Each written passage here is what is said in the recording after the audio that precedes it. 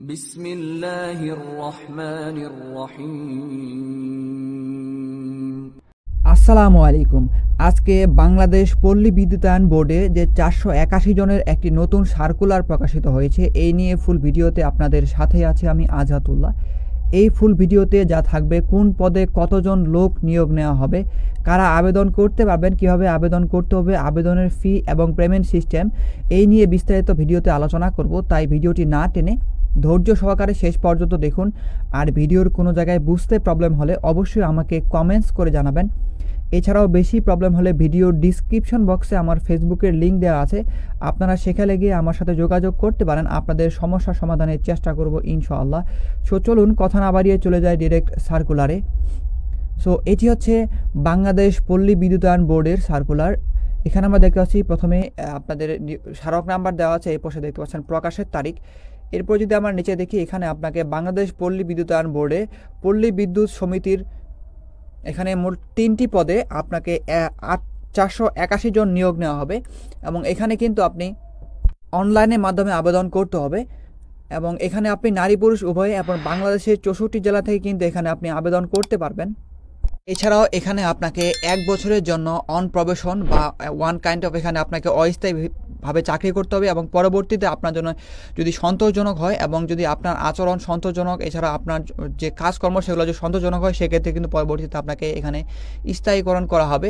So এরপর দেখতে পাচ্ছি এখানে ক্রমিক নাম্বার, পদের নাম, পদসংখ্যা, তারপরে হচ্ছে শিক্ষাগত যোগ্যতা এবং অভিজ্ঞতা।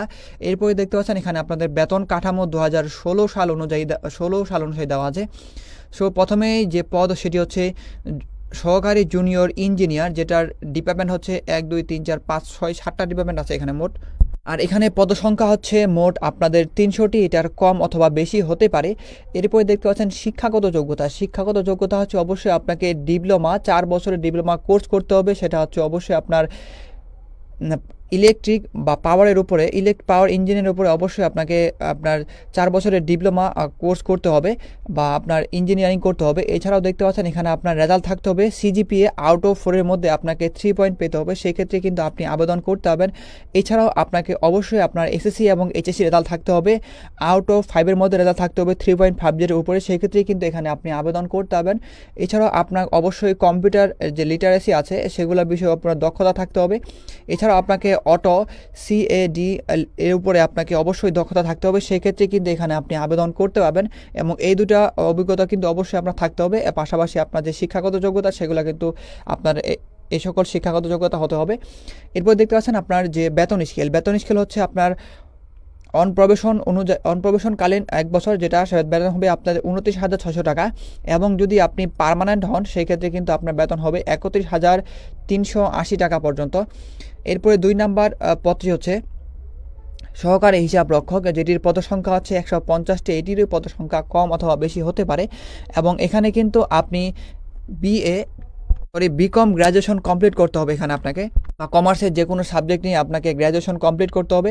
এছাড়াও আপনার রেজাল্ট থাকতে হবে 2.50 উপরে, সেটা হচ্ছে সিজিপিএর উপরে ডিপেন্ড করে। এবং আপনার এসএসসি এবং এইচএসসি রেজাল্ট থাকতে হবে আউট অফ 5 এর মধ্যে 3 পয়েন্টের উপরে, সেক্ষেত্রে কিন্তু এখানে আপনি আবেদন করতে পারবেন। এছাড়াও আপনাকে অবশ্যই কম্পিউটারে লিটারেসির উপর দক্ষতা থাকতে হবে। এরপর দেখতে পাচ্ছেন আপনার বেতন স্কেল হচ্ছে আপনার এখানে 2016 সাল অনুযায়ী অন প্রবেশনকালীন বা অস্থায়ীকালীন আপনার বেতন হবে 1 বছরের জন্য, বেতন হচ্ছে 26,100 টাকা। এবং আপনি পরবর্তীতে স্থায়ী হলে আপনার বেতন হবে 27,410 টাকা পর্যন্ত। এরপরে দেখতে পাচ্ছেন এখানে 3 নাম্বার পদ, সেটি হচ্ছে সহকারী স্টোর কিপার, যেটির পদসংখ্যা হচ্ছে 31টি। এটারও পদসংখ্যা কম অথবা বেশি হতে পারে। এখানে কিন্তু আপনি এইচএসসি বা সমমান কমপ্লিট করলে কিন্তু এখানে আপনি আবেদন করতে পারবেন। এছাড়াও আপনার রেজাল্ট থাকতে হবে আউট অফ 5 এর মধ্যে, রেজাল্ট থাকতে হবে 3.50 উপরে। এবং আপনার যদি 4 পয়েন্ট হয় আউট অফ 4, সেক্ষেত্রে কিন্তু আপনার রেজাল্ট থাকতে হবে 3 পয়েন্টের উপরে।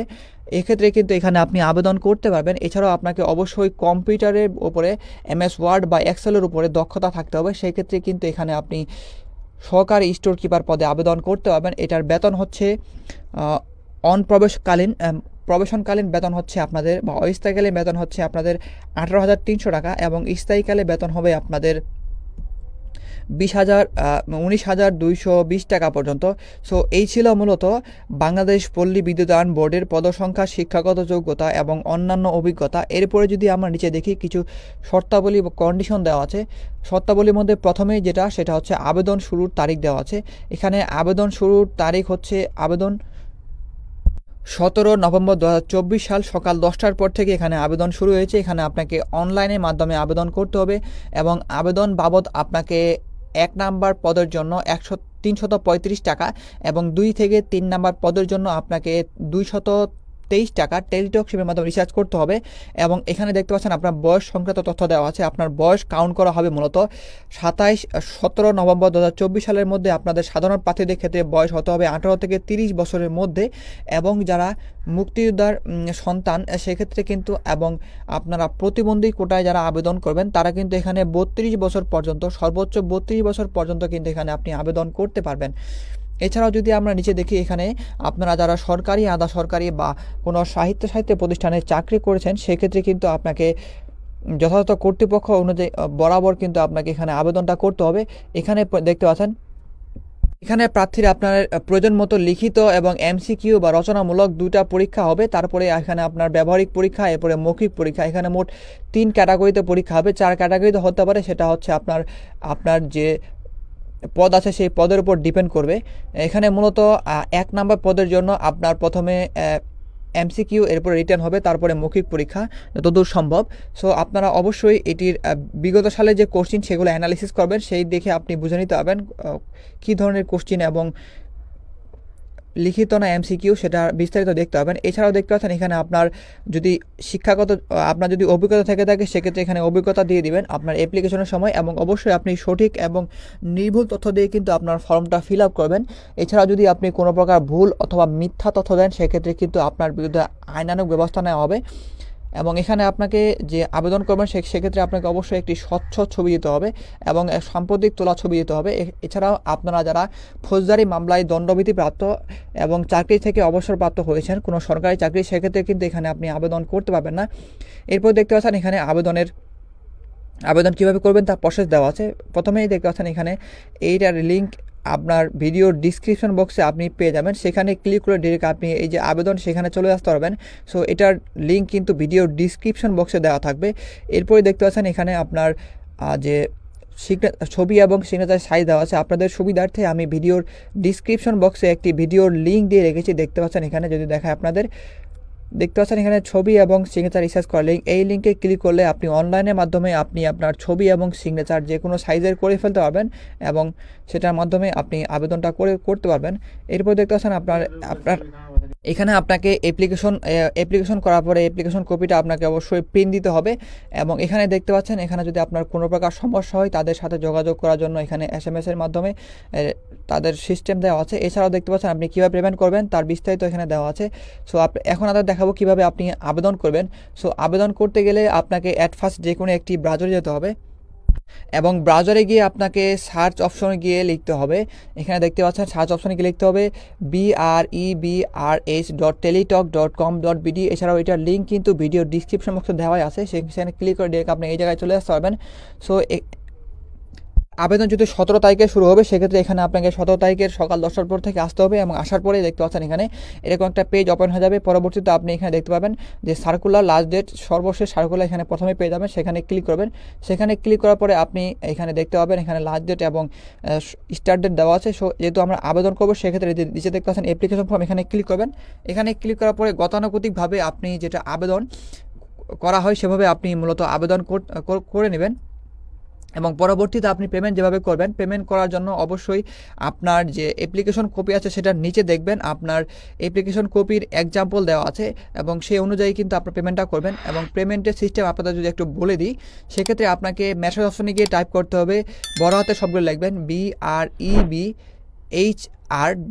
স্পেস দিবেন। স্পেস দেওয়ার পরে আপনাকে যে ইউজার আইডি দেওয়া হয়েছে সেই ইউজার আইডি দিয়ে 16000 নাম্বার SMS পাঠিয়ে দেবেন। এছাড়াও দেখতে পাবেন এখানে এক্সাম্পল অনুযায়ী যে আপনার এক্সাম্পল দেওয়া আছে আপনার অ্যাপ্লিকেশন কপিতে, সেই এক্সাম্পল যদি সেমভাবে তুলে দেন সেক্ষেত্রে কিন্তু হয়ে যাবে।